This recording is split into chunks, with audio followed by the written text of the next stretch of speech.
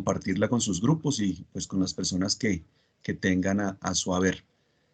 Interesante también los residentes que van llegando van viendo estas revisiones. Hoy lo discutimos con uno de nuestros residentes precisamente y que se generan obviamente discusiones interesantes. Entonces, bueno, sin más preámbulos, vamos a iniciar.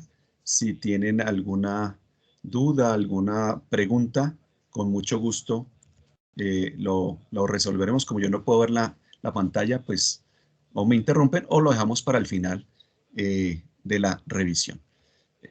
Inicialmente, digamos, dentro de la agenda, consideré prudente estas perspectivas, perspectiva del microorganismo, perspectiva desde el paciente, desde el antibiótico y algunas recomendaciones finales. ¿Por qué esta perspectiva? Porque cuando uno aborda el tema de la sobreinfección, pues es muy interesante, porque uno empieza a revisar, bueno, ¿qué enfoque le doy?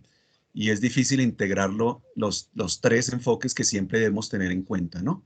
El paciente, el microorganismo, el antibiótico, pero que, digamos, cobra gran vigencia el microorganismo, un poco de la lectura interpretada del antibiograma y la condición subyacente del paciente y pues ni se diga la integración de los dos anteriores con el antibiótico. Entonces, digamos que esta es la agenda propuesta y nuestra idea es tratarla de revisar en esta horita que tenemos de revisión.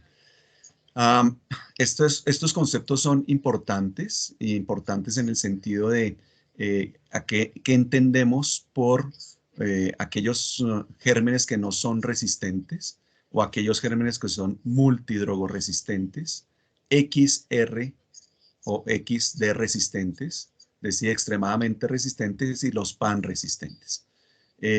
Digamos que este escenario, y recordemos que hoy estamos hablando de COVID sobreinfección específicamente en la unidad de cuidado intensivo, y por eso el enfoque va a ser muy hacia la unidad de cuidado intensivo.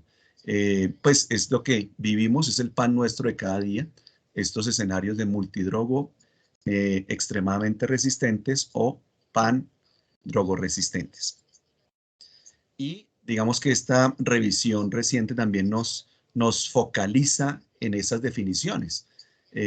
Multidrogoresistente, resistente a 3 de los 12 grupos de antibióticos, obviamente depende del germen, Klebsiella pneumoniae. En Pseudomonas, 3 de los 10 grupos. Acinetobacter, 3 de los 11 grupos. Y aquí al lado están los grupos que habitualmente se reconocen de manera específica para el tratamiento de estos gérmenes, que probablemente esos son los 3 o 4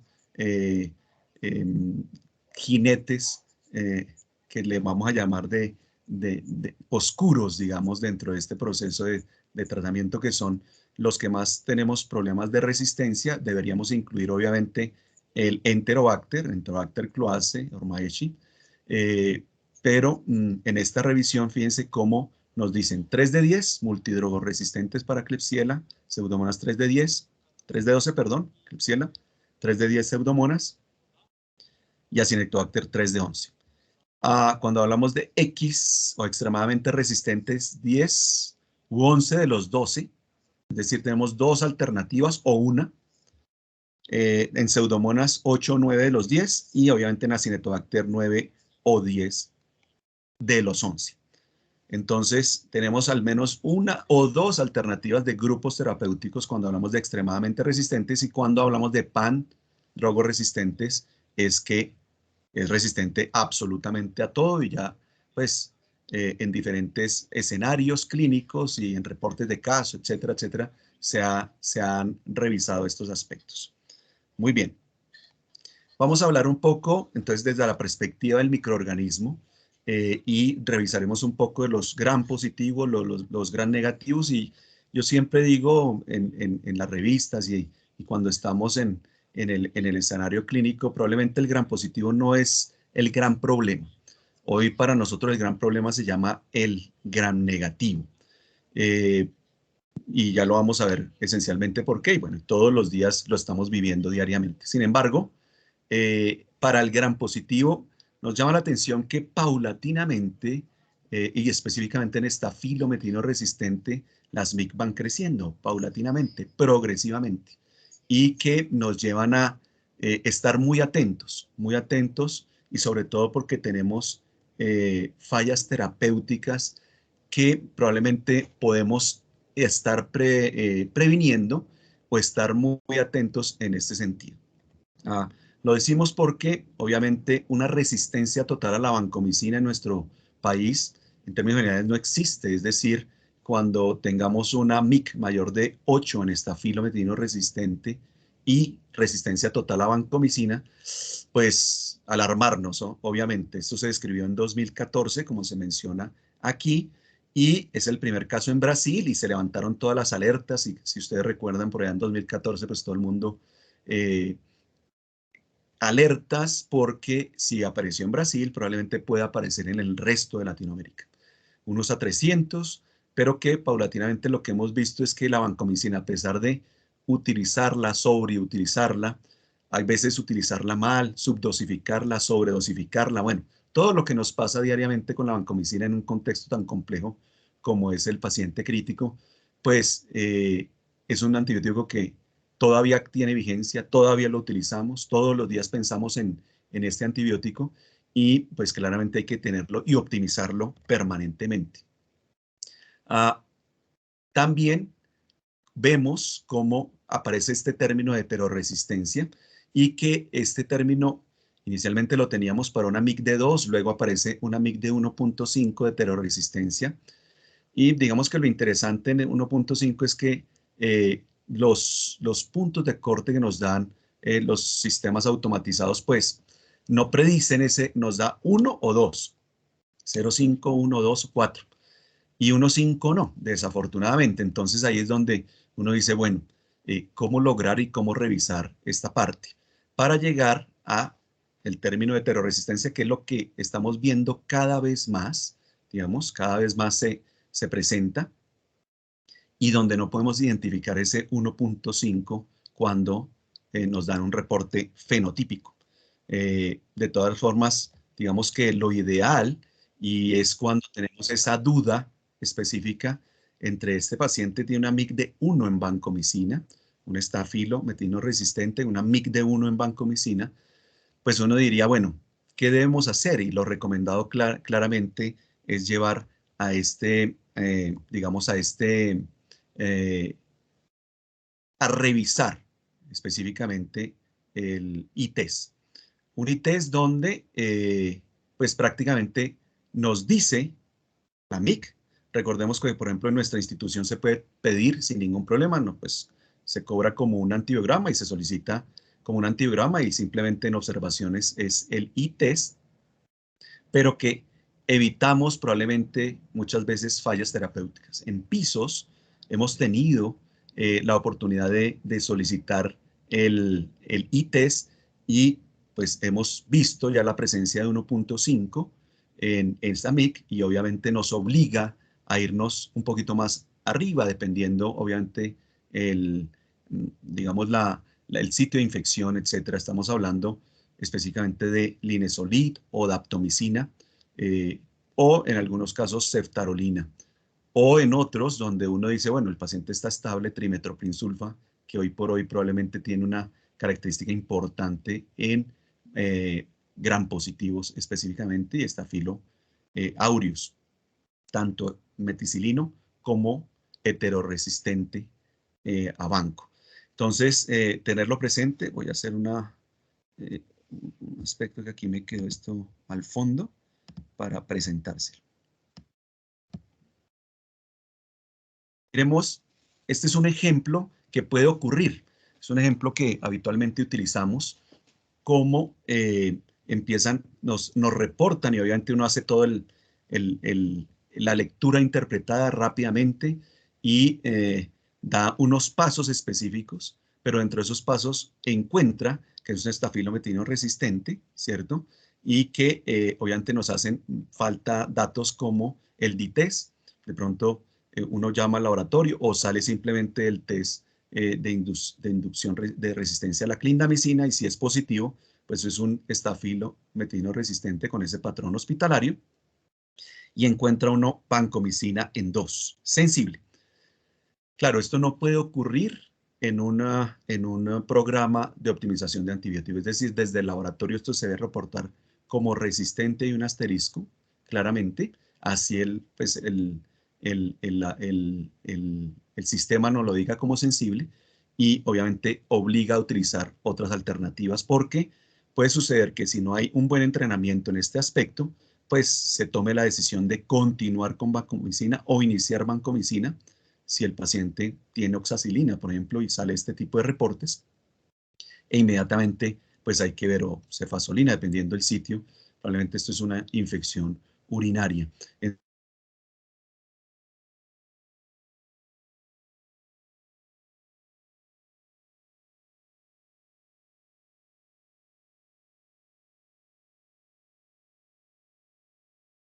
Resistente obliga a utilizar otra. Creo que tuve problemas de internet. ¿Me están escuchando? Sí, señor. Ya volví, creo. Sí, doc. ¿Me escuchan? Listo, perfecto. Qué pena con ustedes que hay veces se cae aquí en casita por 6 personas unidas a la internet a la vez. Bueno, de mis 5 hijos de mi esposa. Entonces, tener presente que si tenemos una MIC de 1 y sobre todo si tenemos en el contexto de una bacteremia, es obligatorio pedir el ITES. Lo tenemos en la institución, hay que liberarlo y hay que optimizar el uso de la vancomicina en ese sentido. Y lo otro que tenemos que tener en cuenta y obviamente muy de la mano en esa lectura interpretada donde uno revisa obviamente la resistencia a oxacilina, la confirma con cefoxitin, pero obviamente esta disyuntiva entre un screen de cefoxitin positivo y si ustedes ven aquí una oxacilina sensible en 0.25, aunque aparece resistente porque obviamente bajo un PROA desde el laboratorio se reporta de esa manera con el asterisco, pero puede que si no existe un programa de optimización de antibióticos se reporte como sensible y ese es el gen MEC-C. Obviamente donde se debe tener presente lo mencionado aquí y adicionalmente muchas veces lo que aparece son más que todo reportes de la literatura. Hay que confirmarlo claramente, hay que ir al laboratorio y preguntarle si es resistente porque hay una disyuntiva aquí, oxacilina sensible, screener de sofoxitin positivo, pues revisemos si es así, si es cierto, o es distinto, o simplemente el screener de sofoxitina hubo un error.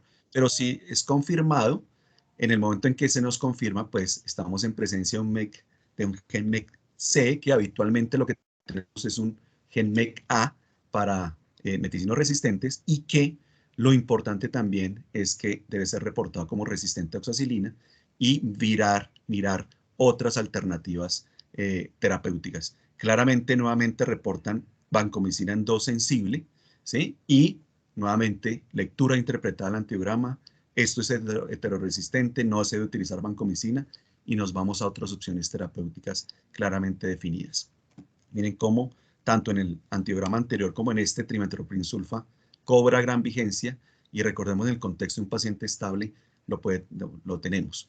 Ahora, en el contexto de un paciente inestable, pues viene la disyuntiva si linezolid, si daptomicina, pero cada vez, o ceftarolina, y cada vez estamos en esa disyuntiva y máxime en pacientes COVID, donde empezamos a revisar y a utilizar cada vez más linezolida, a pesar de esta contraindicación de linezolida en paciente inestable, pero que en muchos pacientes, ya que no se puede utilizar daptomicina, y probablemente ceftarolina no tendría la indicación INVIMA, pues probablemente sería una opción y el linezolid cobra vigencia paulatinamente, progresivamente y pues es necesario y lo vamos a ver muchísimo más adelante, pues hay que ajustar el linezolid a pesar de que no tiene eh, problemas con excreción renal, no tiene problemas de pronto con la tasa de extracción extracorpórea frente a en reemplazo renal, de terapia de reemplazo renal, pues prácticamente sí lo empieza a tener y los estudios recientes nos dicen cuidado con el linezolid porque de pronto lo estamos subdosificando bajo ese escenario. Más adelante lo vamos a ver. Ya frente a un coagulasa negativo, pues las condiciones son distintas. ¿Por qué traigo esto? Y rápidamente lo vemos. Lo discutimos todos los días, pero es importante primero porque se libera un poco la oxacilina. Entonces, tener presente en esos coagulasa negativos, la oxacilina cobra vigencia. Antes decíamos, hombre, vámonos directamente a banco, pero hoy la oxacilina vemos que tiene vigencia y sobre todo si aparece sensible bajo estas concentraciones inhibitorias mínimas.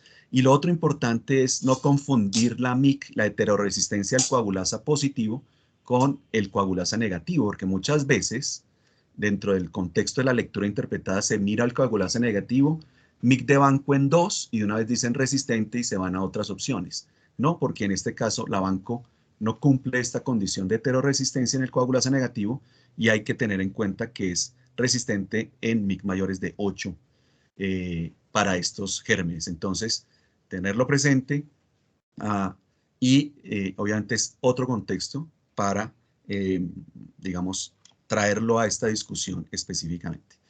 Cuando hablamos de los estreptococos, y esto es un gran resumen, digamos, que utilizamos para este tipo de revisiones, pues el estreptococo es algo interesante porque los estreptococos, probablemente el neumonía, el mismo víridas y el piógenes son prácticamente sensibles a la penicilina. Muchas veces, y vemos en la literatura el reporte de resistencia de neumonía específicamente, y por eso en este tipo de infecciones, pensando en neumonía, muchas veces no utilizamos penicilina por el reporte de resistencia, el 15, 20%, pero en nuestra institución, y es el llamado a pedir siempre desde urgencias, el gran y cultivo de esputo, el identificar, uno piensa en neumonía, una neumonía o una coinfección por COVID-19, siempre pedir el gran y cultivo de esputo, lo decíamos hace 8 días, hoy lo refrendamos, siempre recuerden eso. Y siempre el laboratorio tiene la indicación, si así salga estreptococo neumonía, hacerle antiograma, porque antes no se hacía. No se hacía el antiograma y se pensaba que era resistente de entrada y hoy no. Hoy sabemos que probablemente nuestros estreptococos hay que revisar y llenarse de razones si son resistentes realmente a la penicilina. Por ahora nos quedamos en que pueden tener una resistencia importante, motivo por el cual no utilizamos penicilina, pero en el momento en que sea sensible, recordemos que para el viridans, para el piógenes y para un neumonía sensible a penicilina, el mejor tratamiento es ese, penicilina. Que el paciente está choqueado, que el paciente está en estado crítico, pues optimizamos la dosificación. Recordemos que podemos dejarla en infusión continua. Habitualmente se dan 15 millones, 20 millones, o si está complicado, un empiema, sistema nervioso central, 25 millones en infusión continua, no superar las 30 millones de unidades en infusión continua. Ya en dosis intermitente, pues damos 5 millones cada 6. Hay, y esto ya lo menciono al personal en formación, internos y de pronto residentes jóvenes, que tenemos en nuestra mente la dosis de penicilina de 4 cada 4. Esa es la dosis habitual, 4 millones cada 4. Y usted le preguntan a los jefes, a las jefes, bueno, ¿y cómo pasan la penicilina? Pues si la ampolla viene de 5 millones, pues desechan 1 millón y administran 4 millones cada 4. Y cada 4 horas están desechando 1 millón. Ojo con eso, porque es la manera de optimizar la dosificación y es lo que también vamos a hablar en este escenario, de no solamente, obviamente es el germen, pero el antibiótico es muy importante, la manera como se dosifica. Y muchas veces cometemos muchos errores de ajustar antibióticos que no se ajustan a la función renal, de dar dosis de este tipo, 4K4, donde uno dice, bueno, estamos botando penicilina prácticamente al sifón. 5 millones cada 6 es la dosis habitual, o en infusión continua 15, 20 o 25, dependiendo del sitio de infección, y ya las simulaciones de Monte Carlo nos lo mencionaban pues prácticamente desde hace casi década y media.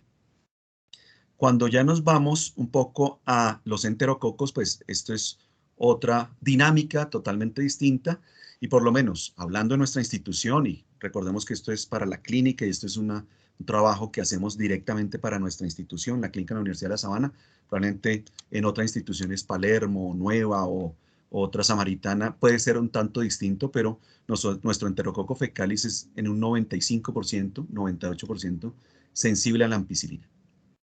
Motivo por el cual digamos que es el tratamiento de elección, la ampicilina, y también empezamos a revisar dosificaciones paulatinamente y cada vez vemos que en el paciente crítico probablemente necesitamos dosis un poquito más altas. No es en un gramo cada 6, de pronto si es en orina sería lo ideal, 1 gramo cada 6, se concentra muy bien en orina, pero en otros sitios probablemente necesitamos dosis un poquito más elevadas, tanto que, por ejemplo, en sistema nervioso central utilizamos 2 gramos IV cada 4 horas. Cuando ya hablamos del Fesium, ya de entrada, pues no vemos la ampicilina y muchas veces nos reportan ampicilina sensible en Fesium, no utilizarlo. Y por el contrario, ya tenemos no solamente resistencia a la ampicilina, sino también resistencia a la vancomicina. Este es un ejemplo de estos urocultivos que tenemos o diferentes sitios, por ejemplo en abdomen también se ha aislado la presencia enterococo resistente a la vancomicina. Es fundamental, digamos, tener alternativas terapéuticas para ello. Se habla de linezolid, daptomicina, depende del sitio de la infección claramente. Sistema nervioso central probablemente linezolid. En orina estamos utilizando más linezolid también. Si es bacteremia, utilizamos más daptomicina, obviamente pulmolinezolid. Y depende obviamente de las alternativas. La literatura nos habla de teicoplanina, no tenemos en Colombia, desafortunadamente. Y en algunos casos se menciona para el Fesium, así sea resistente, utilizar la posibilidad de ampicilina más gentamicina altas dosis. Es otra posibilidad que se deja ahí, digamos, en el tema de discusión para, digamos, de esa sinergia entre ampicilina y gentamicina para ahorrar vancomicina. Es una opción que se puede utilizar, pero ya cuando es resistente a vancomicina, nos vamos a otras elecciones. Alguna literatura menciona la posibilidad de inclusive agregar un beta-lactámico. Entre más resistente sea a vancomicina, probablemente puede ser más sensible al beta-lactámico y se une linezolid con un beta-lactámico o daptomicina con un beta-lactámico en estos casos. Pero en términos generales, siempre tener en cuenta que sí hay reportes, y lo tenemos en nuestra institución, de Fesium resistente a vanco, y hay que estar muy atentos en estos casos. Entonces, digamos que estos son un gran resumen, así un brochazo gigante de los gram positivos, porque como les decía, no es el gran problema. Hace 8 días revisábamos, por lo menos en coinfecciones, tenemos alta prevalencia de estafilo, inclusive metilino sensible. Tenemos alta prevalencia de estafilo coagulasa negativo, específicamente epidermis sensible a oxacilina.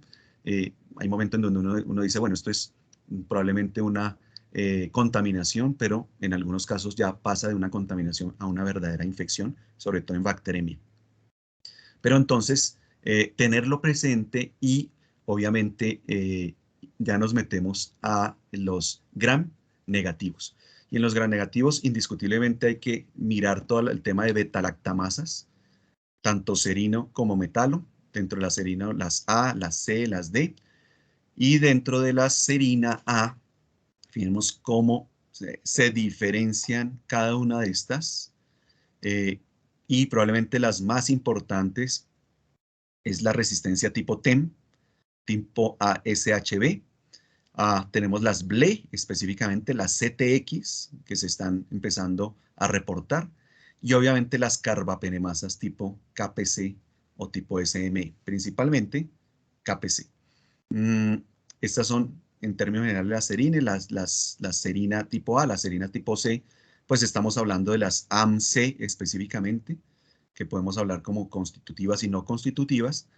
Las tipo D, que son principalmente las OXA, que si ustedes ven, y gracias a la presencia o utilizar el FilmArray, que nos permite diferenciar si hay presencia de OXA, KPC, NDM o BIM o BLE, obviamente empezamos a ver, y OXA prácticamente en nuestra institución no existe, no las aislamos, claro, hay que ver, obviamente todo lo hacemos fenotípicamente en su gran mayoría, pero gracias al COVID, bendiciones del COVID nuevamente, pues liberamos un poco más el FilmArray y tenemos la posibilidad pues de identificar este tipo de resistencia que en lo que llevamos pues en la institución, la presencia de OXA, pues no se presenta realmente. OXA 48, sobre todo en Colombia, es la que más se reporta.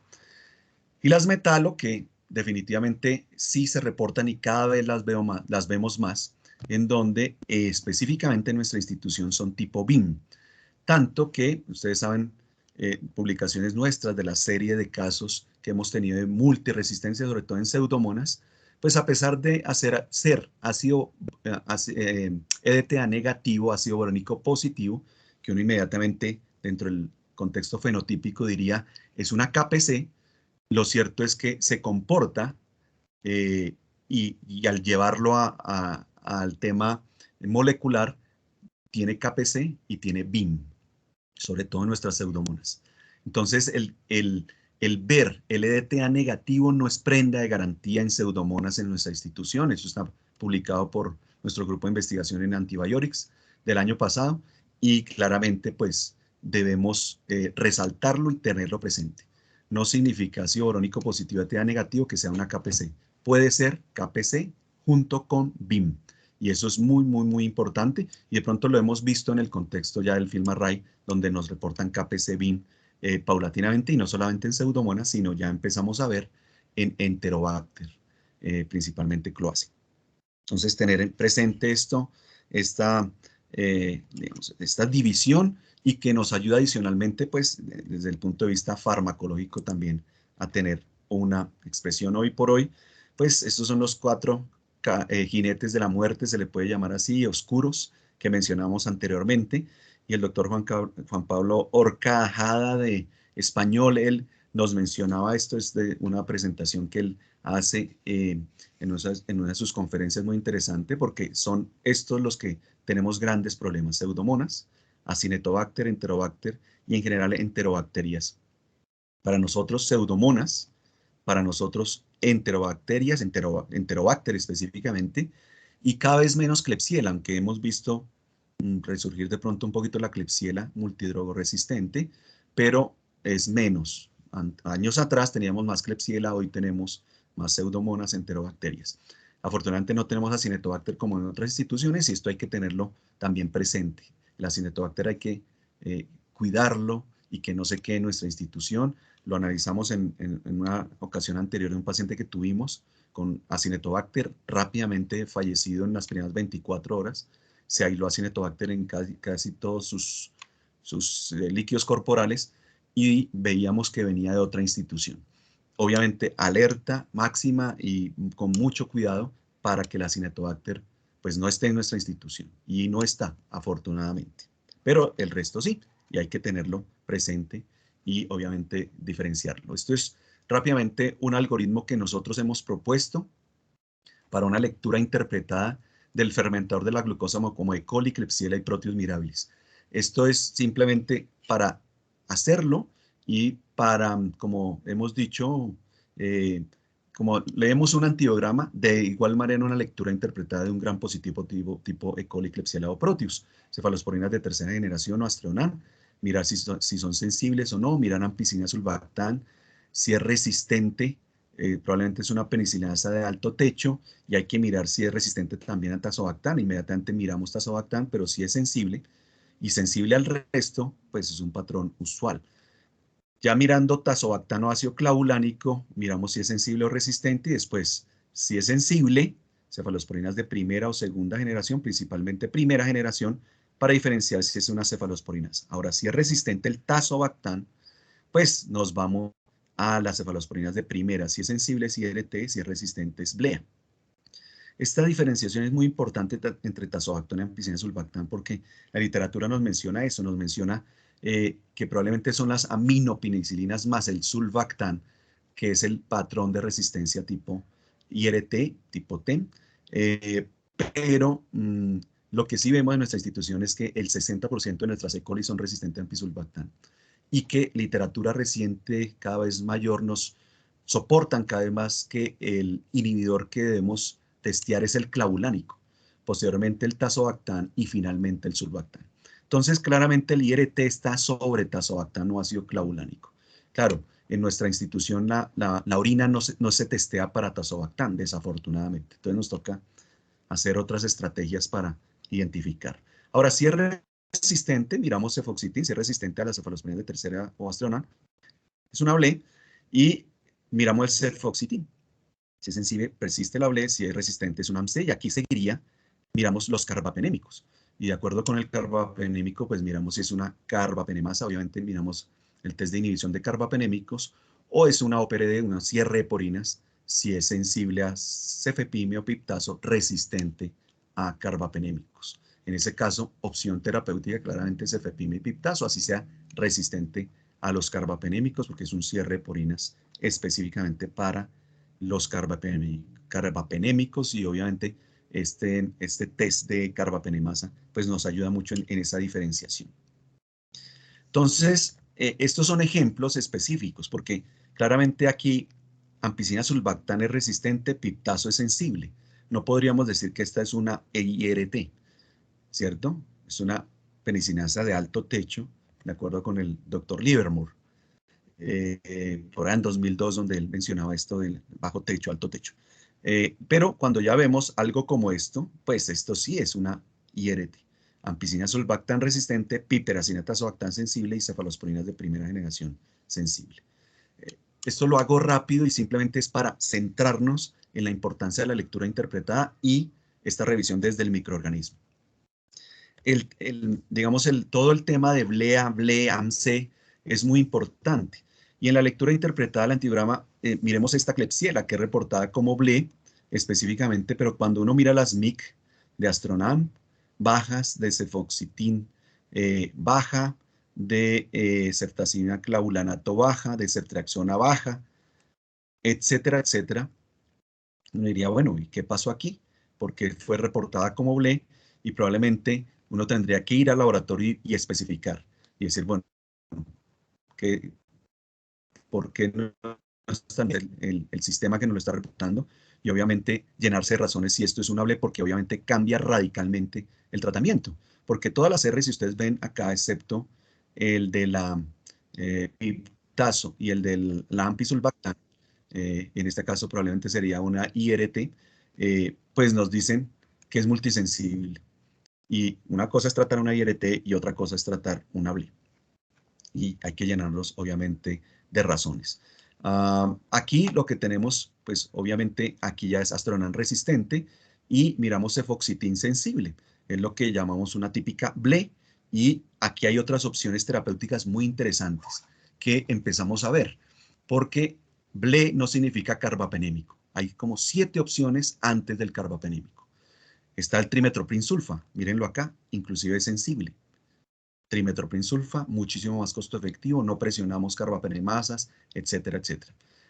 Claro, es E. coli, pues es orina, entonces uno diría fosfomicina, micacina, son opciones terapéuticas, la misma ciprofloxacina, es sensible, es una opción terapéutica en BLE, claramente, y se puede hacer un tratamiento de switch rápido, el oral, con buena biodisponibilidad adecuada respecto al IV, pues le damos salida al paciente rápidamente con el oral. Y adicionalmente, podemos utilizar nitrofurantoína si es una BLE baja, la infección urinaria baja específicamente.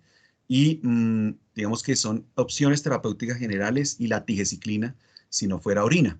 También en BLES sería opción terapéutica. Entonces, mal contado, si ustedes me han seguido en la discusión de este antiograma, pues podemos utilizar otras opciones, y son aproximadamente 7 antes del carbapenémico. Y hay que llenarnos de razones antes de utilizar un carbapenémico y ahorrar el carbapenémico en BLE. Esto, fíjense cómo tenemos, es multisensible, pero resistente a cefoxitin. La pregunta es, ¿será una verdadera AMC o será una hiperproductora de betalactamasas? ¿Cierto? Porque el resto es sensible, por lo menos a los betalactámicos, y eso hay que también llenarse de razones y verificar la posibilidad de utilizar, pues, no irnos a un tratamiento de AMC que incluye, en el contexto de una Klebsiella pneumoniae, probablemente una tigecyclina, depende del sitio, o el carbapenémico, sino que podríamos decir, hombre, no es AMC, ya la lectura interpretada nos dice que podríamos utilizar otro antibiótico como cefepime o inclusive ceftriaxona, dependiendo el sitio donde esté el germen. Ahora, se confirma la AMC, probablemente la opción terapéutica es tigecyclina, amicacina. Recuerden que la amicacina, pues se utiliza en infección urinaria, se puede liberar un poquito de allí esencialmente es en multiresistencia y esencialmente nos iríamos claramente a carbapenémico. Fosfomicina sería otra opción en estos casos, pero también lo reservamos en multidrogoresistencia. Y si ustedes ven este urocultivo específico, pues ya si ustedes comparan este que tengo en el centro respecto al de la derecha, en sus pantallas, pues claramente uno diría, no, este sí es un AMSEI realmente respecto al anterior. Entonces uno podría resumir esto de manera adecuada en esa lectura interpretada del antiograma para el gran positivo, para el gran negativo, que es nuestro dolor de cabeza permanente y que hay que estar muy atentos. Siempre el astronán, tenerlo presente, tener presente la piptazo, la ampicina sulbactam, obviamente las cefamicinas para determinar las AMC.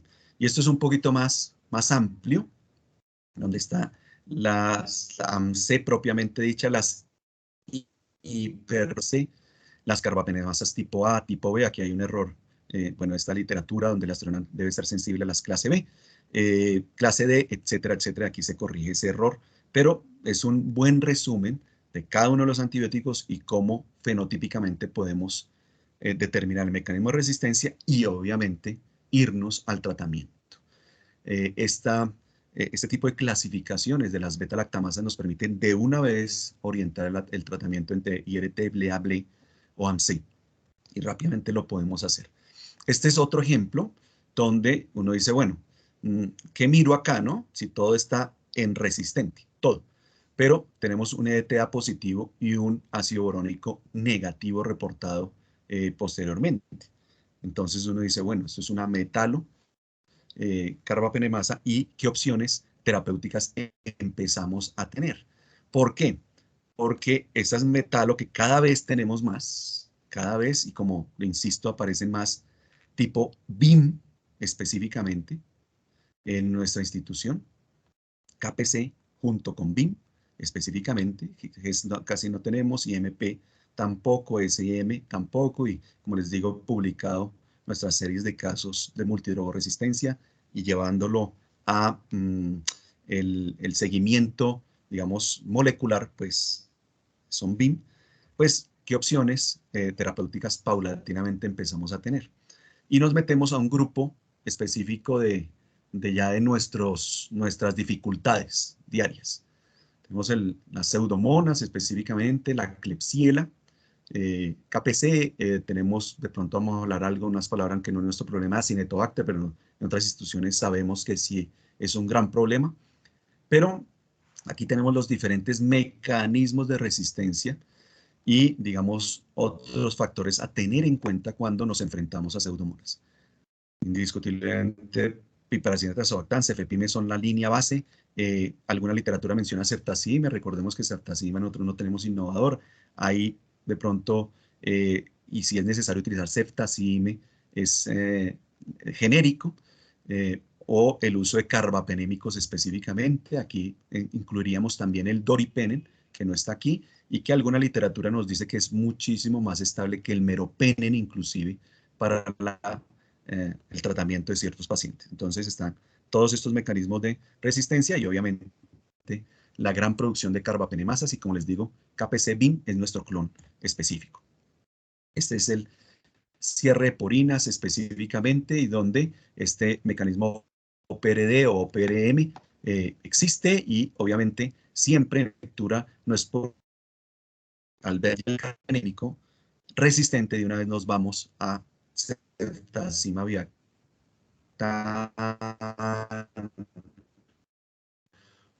o nos vamos a polimixinas, o nos vamos a mezclas de doble carbapenémico más aplicaciones terapéuticas iniciales como cefepime o inclusive piperacina tazobactam. Aquí les presento un poco el Acinetobacter complex y en términos generales el Acinetobacter, digamos, ambulatorio, es multisensible, pero mire toda la cantidad de mecanismos de resistencia que hace el Acinetobacter y esa es la gran dificultad. Hoy por hoy, por protocolo en esta institución, cada vez que se aísla un Acinetobacter hay que mantener aislado al paciente, hay que hacerle seguimiento estricto, porque así sea multisensible, no importa, porque rápidamente expresan mecanismos de resistencia, rápidamente se quedan de manera endémica en las instituciones, y lo he repetido varias veces. Y estas son las opciones terapéuticas, y lo traje en este punto. Más adelante pronto lo vamos a discutir cuando hablemos de los antibióticos, pero lo traje específicamente en este punto hablando un poquito del sulbactam, porque la literatura permanentemente nos habla de que es una opción terapéutica, pero ¿qué dosis se requiere de sulbactam para llegar, para tratar el Acinetobacter y no generar multidrogoresistencia? 9 a 12 gramos, que son dosis altísimas. Recordemos que en otras latitudes tenemos sulbactam sin ampicilina, o sea, existe solito el sulbactam y con presentaciones que pueden permitir este tipo de dosificación diaria. Pero nosotros no tenemos eso, tenemos ampicilina, sulbactam, y tendríamos que utilizar dosis, megadosis, y hay que tenerlo, digamos, presente.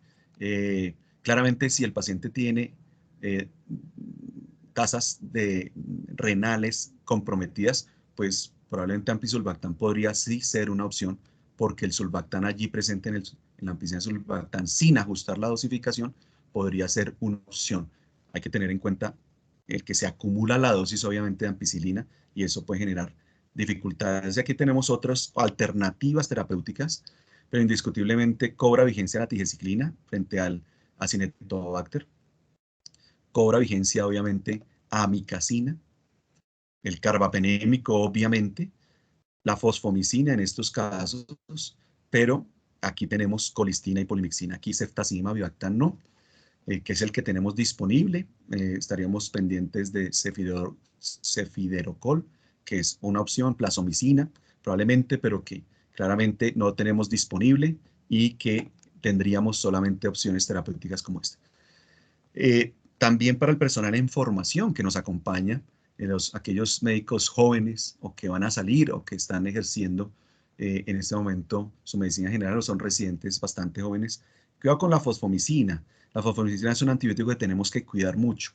Tenemos la opción terapéutica de darlo oral, de darle una sola dosis oral, para utilizarlo en cistitis o infecciones urinarias no complicadas, pero lo que vemos cada vez más, y lo discutíamos en algún comité de infecciones con el doctor Sussman, es la presencia esencialmente de mucha resistencia a fosfomicina. Mucha resistencia, que cuando la necesitemos en multidrogoresistencia, porque hoy recordemos que el utilizar fosfomicina más ceftazimab avibactam es una opción, la colistina más ceftazimab avibactam hace que se disminuya la MIC de la colistina, pues es una opción terapéutica espectacular en multidrogoresistencia, pero que desafortunadamente con el uso ambulatorio se empieza a disminuir. Esto simplemente es para mostrar, en términos generales, dos gérmenes grandes que tenemos en unidad de cuidado intensivo, como es la Burkholderia cepacia y la Stenotrophomonas maltophilia. Dos palabras de la Stenotrophomonas maltophilia, específicamente recordar que es resistente natural a los carbapenémicos y que de entrada el uso es trimetoprim sulfa, pero ya hay resistencia y la hemos visto en nuestra unidad de cuidado intensivo de resistencia a trimetoprim sulfa, motivo por el cual opciones terapéuticas, fluoroquinolonas, específicamente levofloxacina o tigecyclina. En algunos casos, más, la levofloxacina más tigecyclina, da la resistencia que pueda tener esa estenotrophomonas. La mayoría es trimetoprim sulfa y queda bien el paciente. Burkholderia cepacia es un germen que hay que tener presente, resistente natural a las polimixinas, a los aminoglucósidos y en general a los betalactámicos, y utilizamos siempre terapia combinada. No podemos utilizar monoterapia. Lo hemos visto cuando se utiliza solamente trimetoprim y no se agrega el carbapenémico, el paciente no lo va bien, o si se es resistente a trimetoprim, hay que entrar a revisar lo mismo. Fluoroquinolonas, específicamente levofloxacina, más tigecyclina. Como en términos generales, y tenerlo presente, y dentro de este popurrí de gran negativos, pues hay que tenerlo indiscutiblemente presente. Esto es del doctor Rafael Cantón, que es uno de los líderes españoles específicamente de multidrogoresistencia, él es microbiólogo del Hospital Universitario Ramón y Cajal en España, y nos muestra este resumen tan interesante de los nuevos antibióticos, dalbavancin, telavancin, ceftobiprol, por ejemplo, el mismo ceftazimab avibactam, ceftolozano tazobactam, y el uso específico de en dónde debería estar utilizándose estos antibióticos Nuevos antibióticos, ustedes saben que hay una nueva guía ITSA de multidrogoresistencia. Está el meropenem vaborbactam o el imipenem relebactam, y miren en dónde se pueden utilizar, dónde no hay tanta evidencia, pero sería opción terapéutica, y donde definitivamente no se debe utilizar, obviamente, estos nuevos. El cefirodocol, miren, pues en gran positivos no, pero la gran, digamos, posibilidad, inclusive en Acinetobacter, de utilizar este nuevo, una nueva clase de antibiótico, no lo tenemos disponible, desafortunadamente, pero la nueva guía ITSA saca prácticamente del mercado y del uso terapéutico la polimixina, deja la colistina para infección urinaria específicamente, y el resto son ceftazima bivactam, ceftolozano tazobactam para pseudomonas específicamente, meropenem vaborbactam, imipenem relebactam y cefiderocol. A futuro plasomicina, aunque no lo mencionan tanto allí porque no está no está aprobado, pero viene. Pero desafortunadamente, como decimos, es medicina basada en la existencia, doctores, y en la medicina basada en la existencia, pues por ahora no podemos sacar de tajo el uso de colistina, el uso de polymyxina, pero sí tener cada vez más experiencia con ceftazima bivactam, que ya vamos a hablar de él. Otros adicionalmente, otros gérmenes específicos, digamos en términos generales, y otras como la erabaciclina, que también viene, que puede ser una opción terapéutica específica. Este es un ejemplo de lo que nos enfrentamos. Este precisamente es un antibiograma de lo que nos enfrentamos diariamente.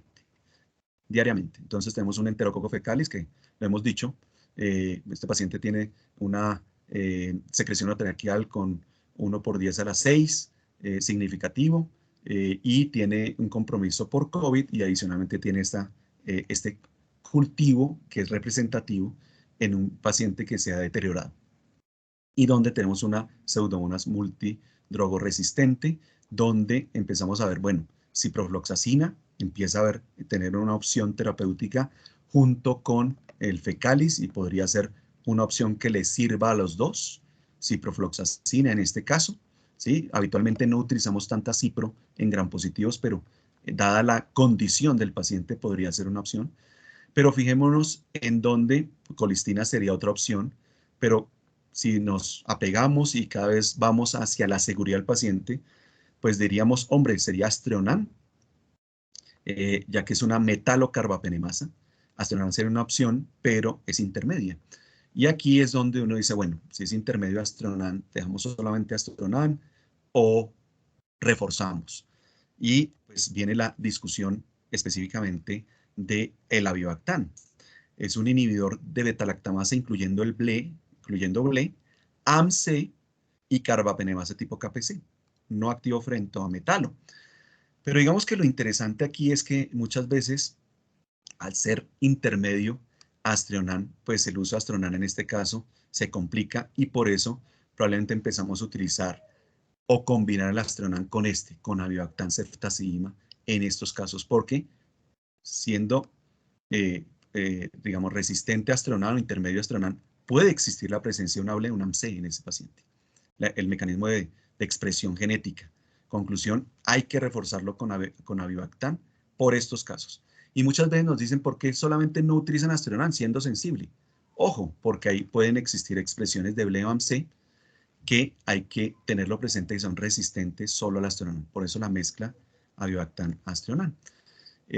Digamos que estos son los aislados resistentes a ceftazidima, los estudios frente de ceftazidima avibactam específicamente en diferentes infecciones, principalmente infecciones urinarias, infecciones intraabdominales que requiere la asociación de metronidazol siempre, y que probablemente cada vez nos llenamos de razones si la dosis en pulmón es la adecuada. Es decir, 2.5 cada 8 es la adecuada, como en orina o en infección intraabdominal, o requerimos de pronto dosis un poquito más altas. Necesitamos más estudios. Actualmente lo aprobado es este tipo de dosificación, pero recordemos que en pulmón probablemente la penetrancia de ceftazima avibactam no es tan buena como en orina, inclusive en abdomen, y digamos que hay diferentes revisiones y donde se comparan ceftazidima Bactan y colistina, y definitivamente hoy por hoy, pues cada vez tenemos más razones de utilizar ceftazidima Bactan respecto a colistina. Pueden existir, obviamente, dificultades en la costo-efectividad, pero obviamente en la costo-eficiencia y la seguridad del paciente, indiscutiblemente, pues ceftazidima Bactan, y estos estudios recientes pues nos muestran que es mejor, inclusive en mortalidad, ceftazidima Bactan.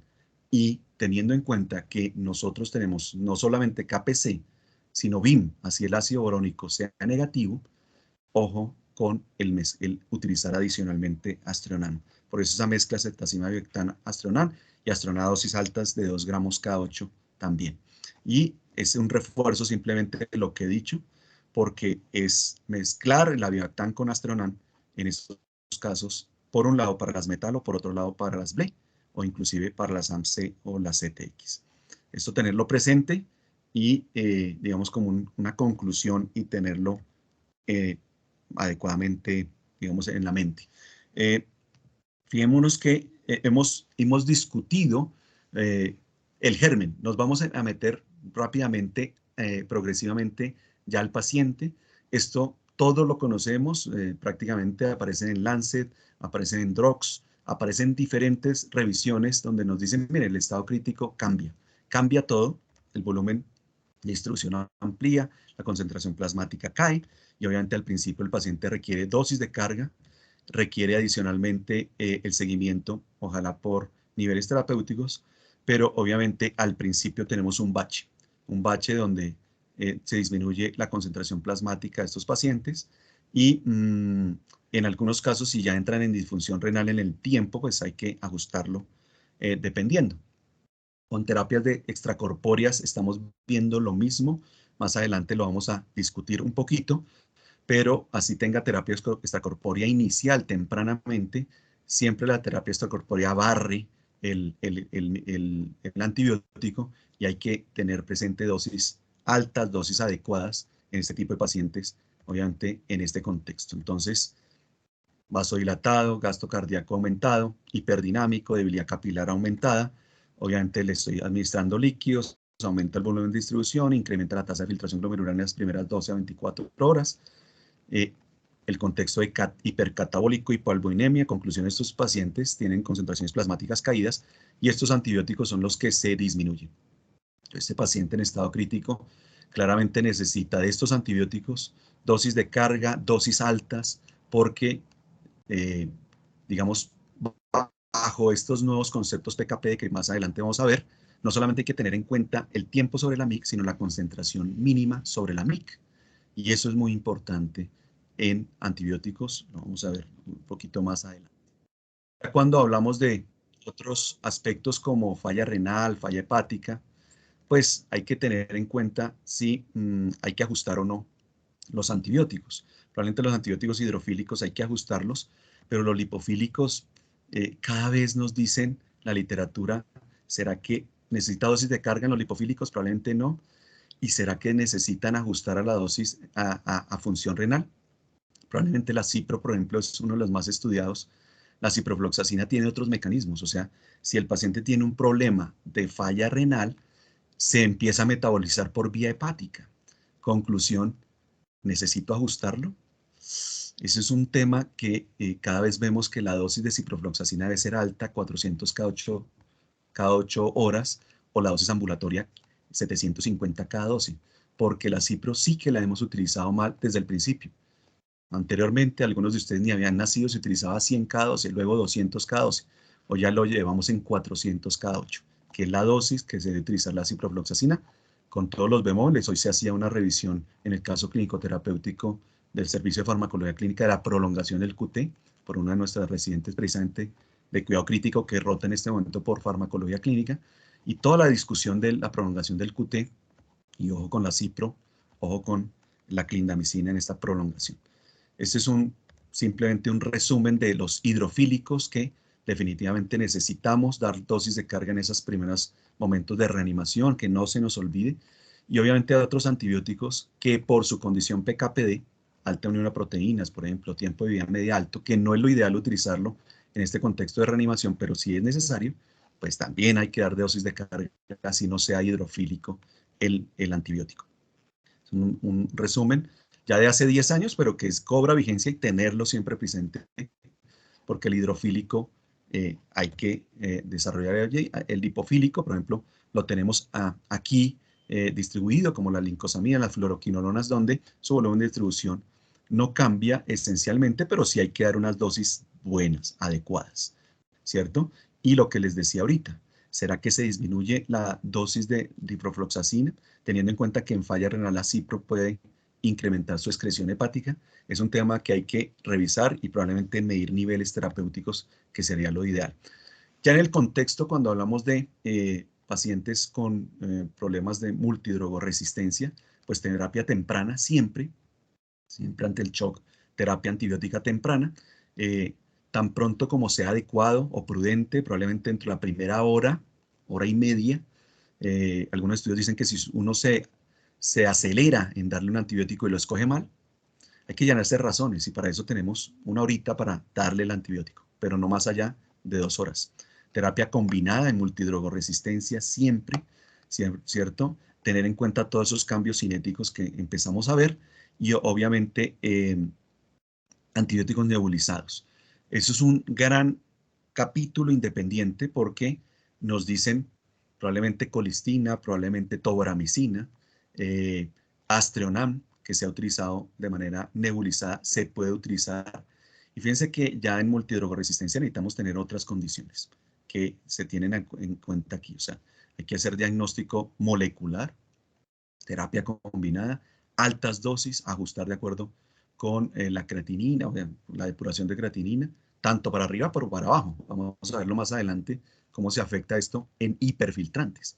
Y obviamente antibióticos nebulizados sí, pero bajo una directriz adecuada y bajo unas condiciones adecuadas de tecnología para estos gérmenes que obviamente tienen la posibilidad de administrarse.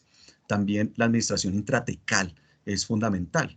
El uso de polimixina más que de colistina, el uso de la misma aminoglucosio intratecal directamente y no intravenoso, sino directamente en el sitio de infección es probablemente lo más importante. Otra cosa muy importante es esto, vamos a discutir un poquito más adelante ya con una referencia, y es dosis continua, dosis intermitente, infusión continua, bolo de administración. ¿Qué es lo mejor en este tipo de pacientes? ¿Qué es lo mejor? ¿Sí? O infusión extendida, que son términos completamente distintos y hay que tenerlos presente para precisamente lograr esto. No solamente que estemos por encima de la MIC, sino que estemos inclusive por encima de la concentración que produce resistencia. Por eso hoy no se habla tanto de tiempo sobre la MIC, sino CMIN, concentración mínima, sobre la MIC. Y obviamente este artículo muy interesante que nos resume específicamente todas las características del paciente en estado crítico, daños en la absorción, hipoalbuminemia, obviamente que afecta indiscutiblemente la eliminación rápidamente del antibiótico, cambios, obviamente la obesidad, datos como cefepime a dosis altas, a pesar de dar dosis altas de cefepime en pacientes obesos, probablemente necesitamos dosis de 2 gramos cada 6 horas, la injuria renal, obviamente, pero sobre todo la terapia de reemplazo renal, la insuficiencia hepática, todo el balance o desbalance de líquidos electrolitos, todo lo que hacemos extracorpóreo, ECMO, todas las terapias de reemplazo renal distintas que existen, hemodiálisis, hemodiafiltración, hemofiltración, todo lo que existe que puede afectar indiscutiblemente el antibiótico. Y estas tablitas son tablas que nos permiten dar cuenta de estas condiciones PKPD. Son tablas que si bien uno tenía en la mente que si es un antibiótico tiempo dependiente, pues entre más tiempo sobre la MIC mejor. Pero hoy ya no hablamos tanto de un tiempo sobre la MIC, hablamos de una CMIN sobre la MIC, de 4 a 20 de cefepime. Por debajo de 4, fallo terapéutico por encima de 20, sobre todo en injuria renal, y no ajustar, pues todos los problemas neurológicos que conduce el cefepime. Algunos antibióticos se quedan todavía como área sobre la curva sobre MIC 125, pero seguimos, por ejemplo, también hablando de CEMIN, de la ciprofloxacina, 0,5 a 3, ¿cierto? La colistina, 2 a 5 microgramos por mililitro o miligramos por litro. La semindaptomicina, menos de 25, es lo ideal, pero se comporta como área bajo la curva sobre mayor de 660. Entonces, son datos de la eficiencia PKPD que hay que tener presente y los target de niveles terapéuticos. Es una necesidad creciente hacer niveles terapéuticos, cada vez más. Al final voy a concluir con unas recomendaciones específicas, pero sobre todo de la Escuela de Farmacología Clínica francesa, que nos orientan en este tipo de cosas. Miren, por ejemplo, la levofloxacina, Semin, miren el linezolid. Y una palabrita acerca del linezolid, porque decíamos, hombre, en terapia de reemplazo renal no hay que ajustarlo. Hoy nos muestran los estudios recientemente que probablemente se arrastra por el filtro y que la dosis de 400 cada 12, de 600 cada 12, perdón, no es la adecuada. Probablemente tendríamos que estar dando dosis un poco más altas. Se necesitan más estudios. No puedo decirles aquí cuánto es la dosis porque se necesitan más estudios y son los estudios que necesitamos en este tipo de pacientes. Pero sí se necesita una semin de 2 a 8. Es lo ideal y un área bajo la curva sobre MIC mayor de 100. Ya vamos a ver más adelante un poquito de datos, cómo se calcula esto de manera sencilla para no farmacólogos.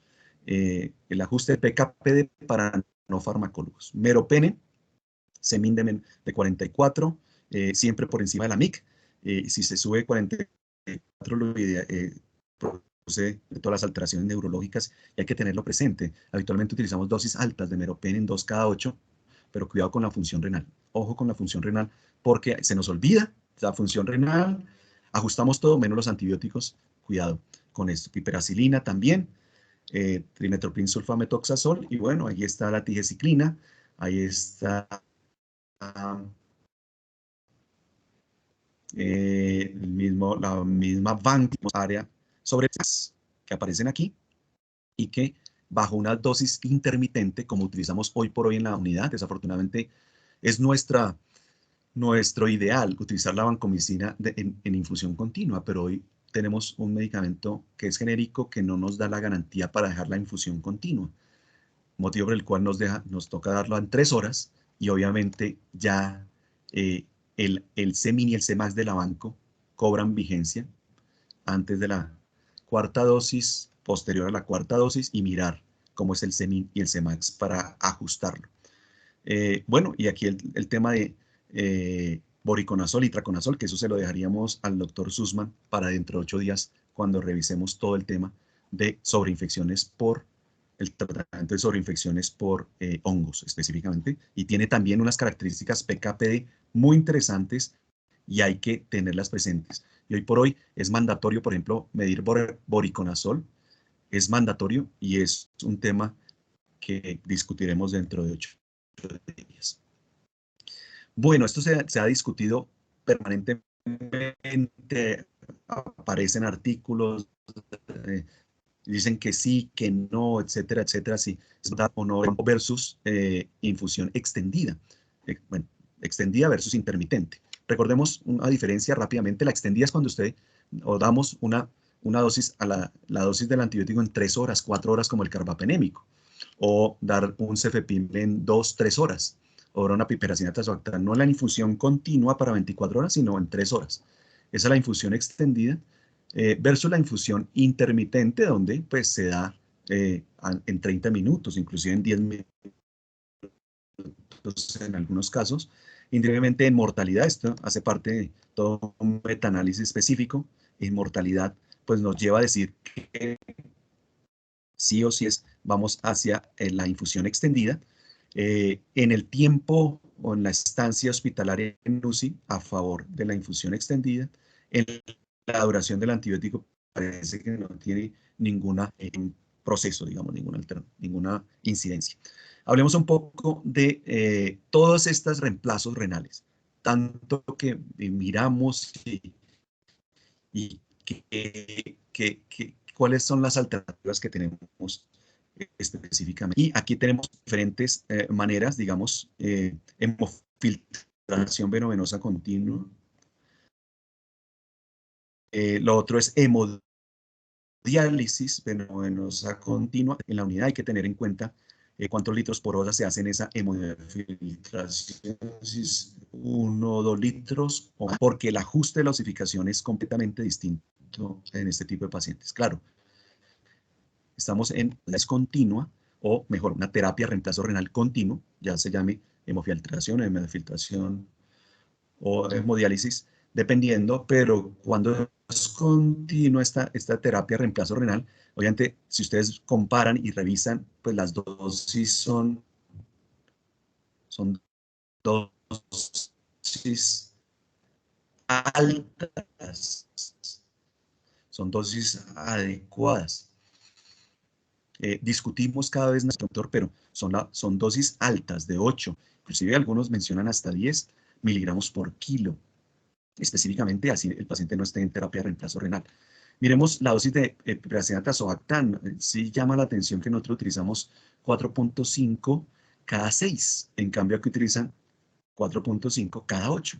Y en general la literatura habla de eso. ¿Cuándo sí utilizar 4.5 cada 8? Cuando estemos en una terapia bastante grande.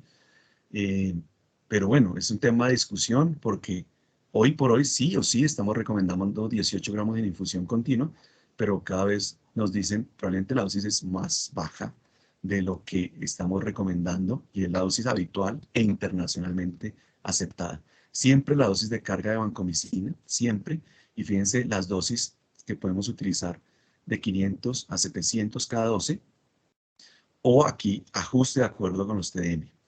Recordemos que el TDM no solamente es para la eficacia y efectividad del antibiótico, sino también para los efectos secundarios del antibiótico. Algunas instituciones no utilizan, si el paciente es estable, no miden vancomicina, otros sí recomendamos la mención de la vancomicina, porque no solamente estamos pensando en la efectividad, estamos pensando en la seguridad del paciente, y hay pacientes que eliminan lentamente la vancomicina y tienen concentraciones plasmáticas altas, y vienen los problemas.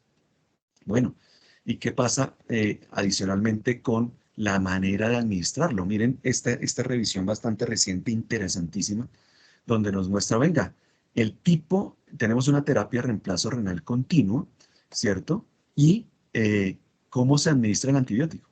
Si le damos dosis de carga, si lo damos en infusión extendida o no, o solamente en infusión intermitente, y cómo se comporta de manera distinta y probablemente la mejor, 2 gramos de dosis de carga y 2 gramos cada 12 horas en infusión extendida. Y miren cómo se comportaría respecto al target. Hay momentos en donde queda desprotegido el paciente dependiendo cómo lo administremos. Esto es muy importante porque no podemos mantener la misma dosificación y la misma manera de administrar un antibiótico en este tipo de pacientes. Este es otro ejemplo donde no solamente tenemos en cuenta la concentración mínima, sino la máxima, y podemos llevar a toxicidad a este paciente dependiendo la dosis que estemos dando, obviamente, de vancomicina y la manera en que lo estemos administrando. Nuevamente, esta de dosis de carga y seguida de 20 miligramos por kilo cada 24 horas en una infusión continua sería lo ideal en este tipo de pacientes. Pero ¿qué pasa cuando ya hacemos hemodiálisis intermitente? Se nos olvida ajustar a dosis también intermitente. No podemos dejar una infusión continua, como aparece aquí, o una infusión extendida, como aparece acá, porque cada vez que hagamos la hemodiálisis, ese paciente va a estar desprotegido. Cada vez que hagamos la hemodiálisis, ese paciente va a estar desprotegido. Entonces, es menester nuestro también dar la dosificación y cómo se debe administrar el antibiótico claramente en hemodiálisis, y no podemos dejar en infusión continua y hay que ajustarlo, y probablemente hay momentos en donde hay que darlo en esa infusión intermitente y no extendida y mucho menos continua. Y hay que tener en cuenta esto, ¿no? Todas las condiciones fisiológicas que se afectan y cuáles son los antibióticos que más se afectan. Pues principalmente son antibióticos de tipo hidrofílico, principalmente, y obviamente antibióticos que se pueden arrastrar. Ojo con el tamaño del antibiótico, porque antibióticos pequeños se arrastran rápidamente por la hemodiálisis y al final no tenemos nada en el paciente y pensamos que podemos dar discusión en el tema. Ahora lo contrario, ¿qué pasa cuando está aumentada? Pues claramente en esos primeros momentos de hiperdinamia, ¿cierto? De reanimación, ¿sí? De pronto de que el paciente como tiene un problema renal, pues empezamos a ajustarlo de entrada y uno dice, pues no, una persona joven, hombre específicamente, sin factores de riesgo, trauma, pues esto genera un aumento de la tasa de filtración glomerular e inmediatamente estas son las recomendaciones mencionadas, entre otras. Obviamente este artículo, y por horas de tiempo no hablamos, vamos a hablar de cada uno de los antibióticos, pero esto es un artículo muy bonito, reciente, donde nos habla de, bueno, ¿qué hacemos con Vanco? ¿Qué hacemos con Meropenem? ¿Qué hacemos con Cefepime? ¿Qué hacemos con Piperacin tazobactam? Se habla de cada uno de los antibióticos. En aras de tiempo hacemos un resumen simplemente. Utiliza la dosis máxima aprobada, ideal, ¿cierto? Administralo en dosis en infusión continua prolongada, lo que llamamos la infusión extendida. Monitoree terapéuticamente eso. O sea, cada artículo que estamos mostrando aquí nos dice eso. Hay que hacer TDMs, hay que medir niveles cuando se pueda y cada vez vamos yendo en esa posibilidad. Una cuña, un paréntesis. El campus biomédico nos aprobó el desarrollo precisamente de llevar los niveles terapéuticos, de hallarlos o encontrarlos en HPLC, en cromatografía líquida de alta eficiencia, a nanobiosensores en la clínica. Estamos trabajando este proyecto de investigación con la doctora Garay y es en esa ruta vamos como institución. O sea, no solamente es en el tema del diario vivir que hacemos, sino el tema de investigación es fundamental para nosotros y como hospital universitario, como campus biomédico unido a la Universidad de La Sabana, pues sí que tenemos que trabajar en este tema. Trabajar en niveles terapéuticos, en otros momentos yo decía, podemos medir hoy por hoy HPLC de Dapto, Meropenem, Vanco y Colistina. Hoy lo podemos hacer, pero nuestro objetivo es llevarlo a nanobiosensor, al biosensor, un biosensor que es grande, pero que paulatinamente los que conocen nuestro laboratorio de farmacología lo han visto, pero que paulatinamente esto se va disminuyendo, descalando para llevarlo a la cabecera del paciente. Cierro el paréntesis, campus biomédico aprobado en este momento y están financiando para eso. En compañía de la doctora Garay estamos trabajando este tema. Bueno, y un switch a alternativas en donde, pues, no se elimine tanto por vía renal. Pues difícil probablemente porque la mayoría de nuestros antibióticos sí o sí son hidrofílicos y son los que más utilizamos en este contexto, pero ojo, hiperfiltraciones mayores de 130 mililitros minuto hay que tenerlas presentes. Bueno, lo otro es efectos de la dosificación del cefepime. Obviamente esto no es discutido, son dosis altas, sí o sí. Probablemente en orina podríamos darnos una gabela de 1 gramo cada 8 horas, pero en el resto 2 gramos cada 8, inclusive ya se habla de 2 gramos cada 6, dependiendo del contexto que tenga el paciente. Y esto impacta en mortalidad. Y esto ya lo veíamos desde el 2017, la correlación entre la MIC y la dosis, muy importante, espectacular, porque por primera vez un antibiótico se correlaciona a dosis MIC, ¿sí? Tenemos la MIC y ¿cuál sería la dosis? Es lo ideal, ¿cierto? Y gracias a, digamos, estudios farmacocinéticos, pues se tienen en cuenta y claramente MIC de 4, así diga sensible, pues no vamos a utilizar cefepime en el contexto de pseudodosis. La mortalidad es altísima y aquí está este estudio que no nos ratifica y ya desde 2017 y los estudios recientes pues nos lo muestran. Inclusive cada vez nos dicen que es mejor MIC de 2 o menos, inclusive ideal 1 para utilizar en ese contexto específicamente. ¿Cómo manejar las KPCs en el contexto de este tipo de infecciones para meternos en un tema de antibióticos? Y miren las posibilidades, los factores de riesgo para multidrogoresistencia y específicamente KPC, pues cada vez nos dicen, ojo con las fluoroquilononas, claramente, ojo con el catéter venoso central, ojo con la terapia reciente de carbapenémicos. Y en nuestra institución, publicado en Acta Colombiana de Cuidado Intensivo, ojo con la piperacina tazobactam en nuestra institución. Ojo con la piperacilina porque es productor e inductor de carbapenemasa más que el cefepime. Muy bien, otros como el Charlson, que hay que tenerlo presente, la neutropenia o el procedimiento reciente. Hay que tenerlo en la mente y obviamente factores de riesgo para KPC, teniendo en cuenta, digamos, infecciones del tracto sanguíneo y la admisión a la unidad de cuidado intensivo, procedimientos intraabdominales, quimio, radioterapia y la colonización. Este tema de colonización es muy interesante porque deberíamos liberar un poquito en la unidad de cuidado intensivo el tema de la colonización rectal del paciente, sobre todo el paciente que viene de otra institución. Sí o sí hacerle hisopado nasal y hisopado rectal.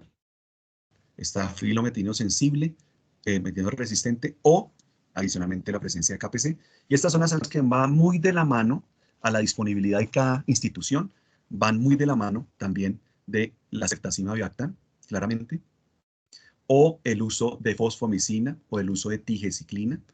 Vienen las dosis de tigeciclina que se deben utilizar, 100 miligramos cada 12, no 50 cada 12. Ahora, sí, las nuevas opciones no están disponibles. Bueno, menos mal nosotros tenemos ceftazima viactam. Antes no lo teníamos y por eso utilizamos probablemente estas opciones terapéuticas o el uso de doble carbapenémico que en pocas momentos lo hemos utilizado, pero sí el liberar un poco el doripenem a dosis un poco más altas, y teniendo en cuenta su mayor y mejor estabilidad frente a pseudomonas respecto al meropenem. Un reporte de caso que nosotros hicimos es una revisión de tema de dosis de colistina. Es muy importante porque es un paciente que simplemente se le inició a dosis de 5 miligramos por kilo, de acuerdo con FDA, de acuerdo con las, digamos, todas las referencias internacionales e inmediatamente el efecto secundario de su falla renal y que nosotros utilizamos y cada vez recomendamos el uso de 3 miligramos por kilo. En algunos casos requiere la dosis de carga, en otros casos no. Por ejemplo, en piso no utilizamos tanta dosis de carga. En la unidad de cuidado intensivo sí, pero tener en cuenta dosis más bajas de lo recomendado habitualmente. Voy concluyendo, voy redondeando, digamos, este tema que es un tema extenso, amplio, pero que he tratado de diferenciarlo en esos 3 puntos. El microorganismo, el paciente y estamos hablando ya del antibiótico.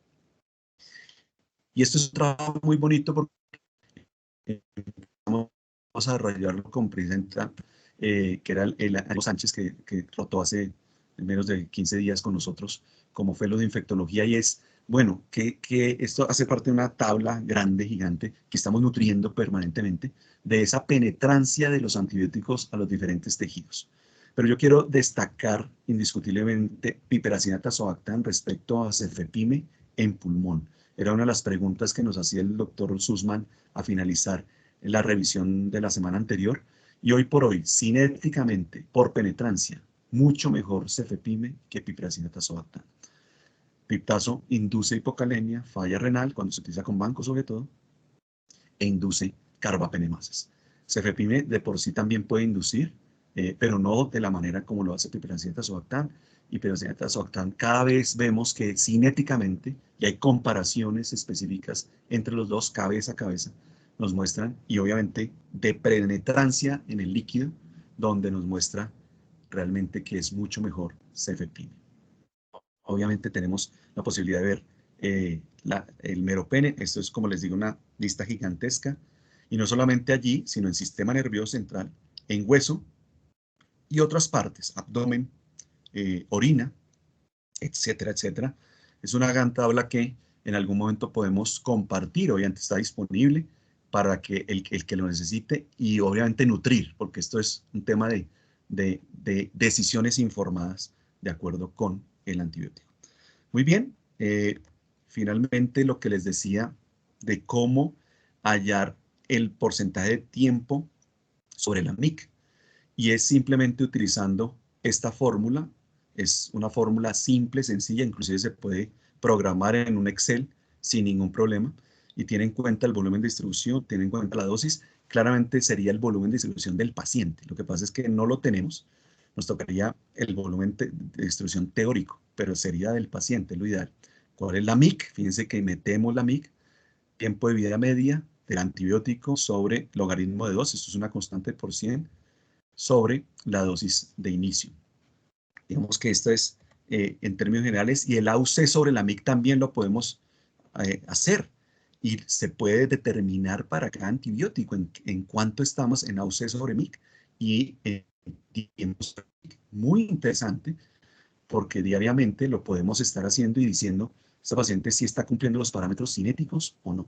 Si hay dudas, si hay dificultades, y obviamente esto tiene sus bemoles, pues interconsulta farmacología clínica y con mucho gusto se revisa todos estos procesos de manera adecuada. Este es un tema, nuevamente me quedo esto de pronto al fondo, mil disculpas, y simplemente es, ¿y qué pasa sobre la CMAX sobre la MIC? Y la CMAX sobre la MIC, lo ideal es que esté 8 a 10 veces la concentración máxima sobre la MIC. Es decir, mirar la MIC y que esté 8 a 10 veces sobre la MIC. Es más difícil desde el punto de vista cinético, lo ideal es medir niveles plasmáticos, pero con las dos fórmulas anteriores podemos empezar a jugar y decir, hombre, ¿estamos cumpliendo los parámetros cinéticos o no? Finalmente, ya como recomendaciones y para ir concluyendo y agradeciendo y obviamente pasándonos nuevamente del tiempo, bastante, lo siento mucho, pero es un tema gigante. Estas son las recomendaciones del Grupo de Farmacología Clínica francés, donde nos muestra, y la sociedad, obviamente, de anestesia y la Sociedad de Medicina Crítica francesa, donde nos dicen, miren, hay que tener en cuenta varias cosas. Siempre cuidado con la albúmina. Muchas veces no tenemos en cuenta la albúmina y hay antibióticos que se unen altamente a la albúmina. Y así como pedimos creatinina, hay que pedir albúmina. Hay que estar atentos en ese sentido y hay recomendaciones en ese sentido. Bueno, administrar la primera dosis y ojalá siempre en bolo y ojalá una dosis de carga es lo ideal. El paciente está severamente comprometido o no está severamente comprometido y probablemente la infusión continua en los severamente comprometidos es lo más importante. Mirar el componente farmacocinético y qué se debe tener en cuenta allí, y meten el tema de las concentraciones plasmáticas. Si está por debajo, 4 veces por debajo de la MIC, 8 veces o más de 8 veces, y obviamente bajo los criterios de niveles plasmáticos, se hacen las recomendaciones de continuar, descontinuar, es decir, terapia personalizada. Es un componente que lo tenemos en amikacina, en gentamicina, en vancomicina y a futuro cercano, daptomicina, meropenem, colistina y obviamente vancomicina. Y de acuerdo con eso se ajusta y se hace toda la terapia dirigida y personalizada. A esto tenemos que llegar y esta es una conclusión fuerte que yo doy, pero no la digo yo, lo dice uno de los grupos más influyentes en farmacología clínica como es el grupo francés. Entonces, para tenerlo presente, y a eso debemos ir. Mientras tanto, nos podemos llenar de estas fórmulas y podemos calcularlo sin ningún problema. Ese es el resumen. Muchas gracias por su atención. Quedo atento a alguna pregunta si existe y bueno, gracias por continuar después de hora y media trabajando este tema. No sé si hay alguna pregunta, alguna duda. Bienvenida sea. Doctor Eder, adelante. Doctor, muchas gracias por la presentación. Le quería pedir si nos podría de pronto compartir el documento de la Sociedad Francesa. Con mucho gusto. Y por otro lado, le quería preguntar acerca del rol del cefepime. Entonces, dadas las ventajas farmacocinéticas del cefepime, como se preferiría inicialmente como manejo empírico en pacientes acá en cuidado intensivo. Pero entonces, ¿cuál sería el espacio para la piperacina tazobactam en ese campo? Sí, excelente pregunta, doctor Eder, porque, claro, cada uno tiene sus beneficios, sus bemoles. Desde el punto de vista cinético, y si hablamos de pulmón, y si no hay absceso pulmonar, si no hay empiema, cefepime es la opción. Si ya hay absceso, si hay empiema, piperacina tazobactam es la opción. Obviamente, en el contexto, pensando en pseudomonas y obviamente paciente en choque, etc. entonces empiezo a dar mi respuesta. Cefepime, empieza uno a decir cinéticamente, en IRTs, en bleas, inclusive en ble en orina, con una MIC menor de 2, pero si no es ble, perdón, si es ble, pero no es orina, no utilizar cefepime, claramente, ni mucho menos piptazo. Entonces, IRT, blea, AMC, podría ser una opción de esas AMC no constitutivas, Enterobacter, por ejemplo, multisensible, es una opción, Serratia multisensible, bueno, esas AMC no constitutivas. Pero, ¿qué pasa con la piptazo? ¿Qué tiene por encima la piptazo que no tenga el cefepime? El anaerobio. Específicamente es eso. O sea, el espectro antianaerobicida que tiene la piptazo es muchísimo mejor, obviamente, piptazo en abdomen, muchísimo mejor en donde usted diga, tengo la posibilidad de un absceso. O sea, un absceso renal, un absceso pulmonar, ¿cierto? Absceso. Donde hay un absceso, mejor cefepime que piptazo. Mejor piptazo que cefepime, perdón. Mejor piptazo que cefepime. Y cabeza a cabeza, uno diría, si usted piensa en multidrogoresistencia, obviamente que no sea una ble o una carbapenemasa, una ILT, una AMC, una blea, y no hay absceso, cabeza a cabeza es mejor piptazo, mejor cefepime, mejor cefepime. Pero si ya hay absceso, ya indiscutiblemente es mejor la piptazo. Hay momentos donde uno se arriesga y dice, bueno, cefepime y metronidazol es una opción, pero claramente pues piptazo tendría el beneficio, por ejemplo, de mejor penetrancia en abdomen, claramente que el cefepime. Entonces, es allí, digamos, esas diferencias. No sé si le contesté, doctor Ede, muchas gracias por la pregunta. Sí, señor, muchas gracias. A usted, con mucho gusto. Obviamente, nuevamente compartimos, yo trato de compartir en los grupos de WhatsApp y en los correos esta presentación y las revisiones que necesiten con mucho gusto, o sea, disponibles y esta de la Sociedad Francesa de Cuidado Crítico, de Farmacología Clínica, Anestesia, es muy interesante y podemos revisarla. Doctor José, adelante. Profe, buenas tardes. Gracias por la presentación. Tendría una pregunta. Me llamó mucho la atención del documento francés donde ellos recomiendan es medir la relación creatinina urinaria, creatinina de plasma Sí. como para una mejor aproximación. ¿Cómo se podría empezar a implementar esto en la clínica? ¿Es posible? Sí, es muy interesante porque anteriormente, hace unos añitos, 2, 3 añitos, tratamos de implementarlo. Claro, para el laboratorio es más difícil. El comentario de José va en qué sentido. Ni Croft Gold, ni CKDEPI, ni MRD 4 o 6 serían lo ideal para medir en el contexto de las primeras 6 a 12 horas en reanimación un paciente. No es lo ideal, inclusive en las primeras 48 horas no sería lo ideal. Recordemos que la creatinina nos dice cómo está la función renal hace 48 horas, ¿sí? Esa es la realidad. Bueno, no tenemos cistatina C, no tenemos otros biomarcadores que son interesantes, pero no los hay. Entonces se propone la fórmula antigua, la depuración de creatinina que aprendimos por allá en cuarto, quinto semestre, ¿cierto? Que hablan de la creatinina urinaria sobre la creatinina plasmática por el volumen urinario sobre 1440 o 720, dependiendo el tiempo que usted mida. Entonces, esa pregunta es interesante porque uno podría medir la depuración de creatinina bajo esa fórmula en 12 horas e inclusive en 8.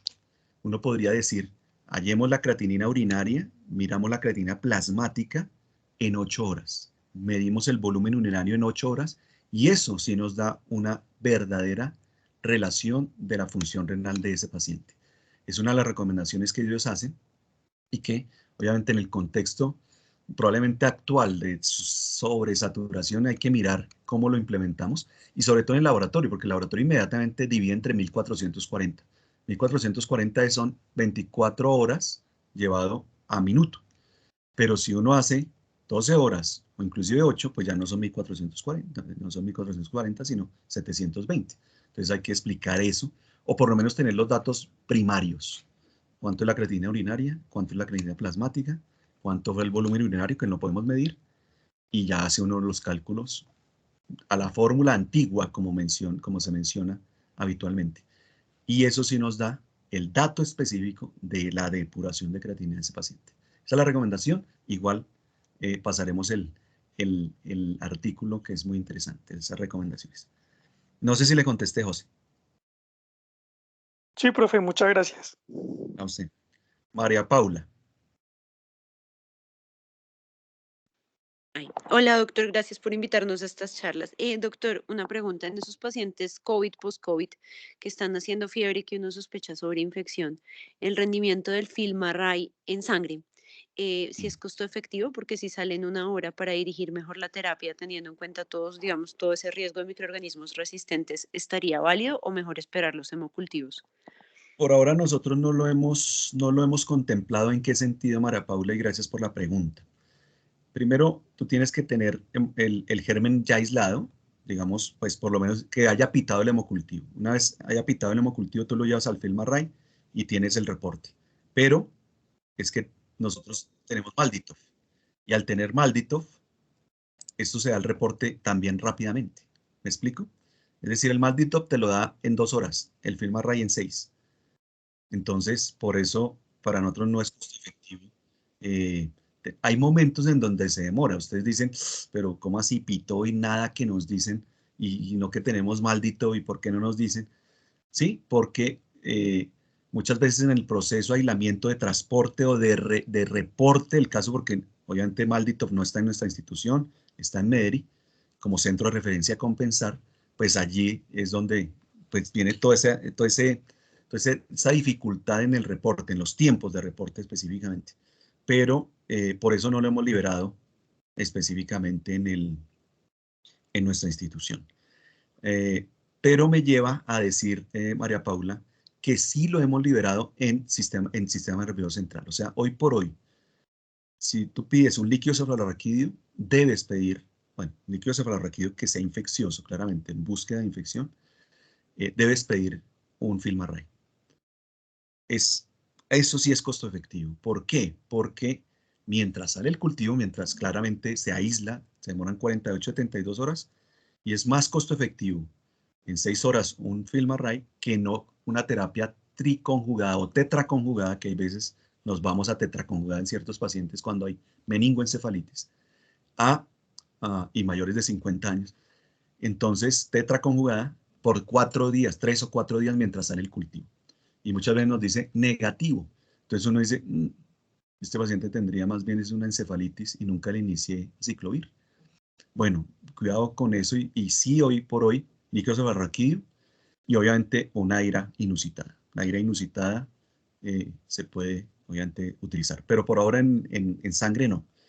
Hemos liberado en gastrointestinal, en ciertos pacientes, donde vemos que obviamente se piensa en Clostridium y obviamente la toxina se demora 8 días y mientras llega la toxina pues ya hemos tratado al paciente con vancomicina, pues es más costo efectivo pedirle un FilmArray gastrointestinal y no esperar 8 días de vancomicina y esperar las toxinas. Es en ese sentido, pero por ahora en sangre no se ha liberado.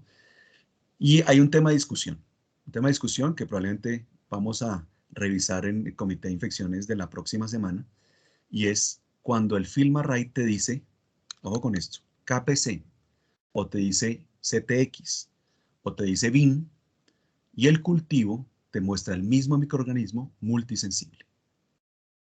¿Qué hacemos con ese tipo de pacientes? Un tema de discusión grande, gigante. ¿Estamos sobretratando a estos pacientes multidrogoresistentes o qué estamos haciendo? Porque el cultivo, que sería, entre comillas, el gold standard, nos dice que es negativo, pero el FilmArray nos está detectando patrones de resistencia. En esa disyuntiva, ¿qué va a pasar? No tengo la respuesta, simplemente es para discusión y para seguir discutiendo, porque claramente el FilmArray es muy útil, pero cuando existen esas diferencias, ¿qué vamos a hacer? ¿Cuál es la estrategia como institución frente a esto? Y obviamente una institución que tiene un laboratorio externo y que hay que validar todas las pruebas, obviamente, con un laboratorio externo. Vamos a revisar este tema y bueno, más adelante lo discutiríamos en su momento. No sé si te contesté, María Paula. Sí, doctor, súper, muchas gracias. El problema de los hemos entonces es solamente eso, que nos los reportan un poquito más tardecito, pero que igual salen más rápido que el FilmaRay. Entonces, no, listo, hemocultivos. Sí, Gracias, claro, doctor. claro, porque ellos lo llevan directamente a Maldito. Listo, Todo, listo. y si ustedes han dado cuenta, en los últimos 3 años, cuando empezó el Maldito con nosotros, empezaron a aparecer una serie de microorganismos que nosotros no teníamos, ¿cierto? Bueno, ustedes son demasiado jóvenes, pero nosotros que ya llevamos un tiempito en la clínica, hay cosas que nosotros no teníamos, Enterobacter ormaechi, probablemente sí lo teníamos, lo que pasa es que no se detectaba, ¿cierto? Un capitis, o bueno, lo que hemos visto recientemente, porque tenemos Maldito, y el Maldito obviamente la sensibilidad, especificidad es muchísimo más alta. Bueno, muy bien, creo que no hay más manos levantadas. Yo les agradezco la paciencia, el tiempo que nos demoramos un poquito más, pero yo creo que valía la pena mirar todo el contexto de la sobreinfección y meternos mucho en los temas PKPD que son tan interesantes y de optimizar la terapia antimicrobiana. Agradezco mucho, después les compartiremos la presentación, el video de la presentación y los invitamos a nuestra última sesión. La última sesión es dentro de 8 días y hablaremos de sobreinfección fúngica. A cargo del doctor Sussman. Y bueno, muchas gracias a todos y feliz noche. Muchas gracias por su presencia. Gracias, doctora Garay, como siempre. Creo que veo por aquí a la doctora Rengifo. Muchas gracias también. Muy amables. Feliz noche para todos.